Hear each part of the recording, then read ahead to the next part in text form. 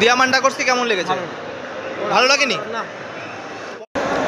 East Bengal Durand কাপের দ্বিতীয় ম্যাচে 1-0 গোলে জয় পেল নামধারীর বিরুদ্ধে, কিন্তু কি রিভিউ দিচ্ছে সেই ইস্ট বেঙ্গল সমর্থকরা, চলুন একবার শুনে নিই।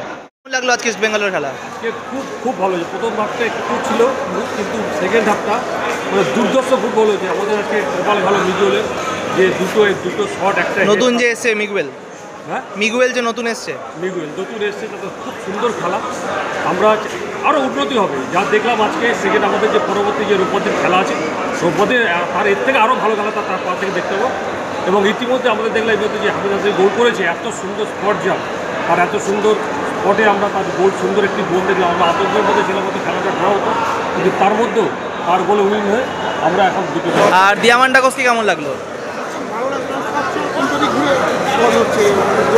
মানে দিয়ামান্ডাকোস যদি পরবর্তী আইএসএল সিজনে চলে তাহলে কি চলবে?